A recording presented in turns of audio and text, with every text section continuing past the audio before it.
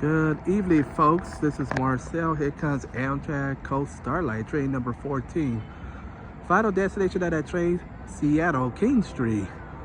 Going by the Oakland Coliseum, Oakland. 2 ALC-42 Seaman Charger, back-to-back. 311 and 325. 311 is facing towards Seattle, and 325 is facing towards Los Angeles. So it's a back-to-back Seaman Charger set. On train 14, here it comes. Let's see if we can get a horn show. It's the engineering can see me. All right, here comes 311, 325.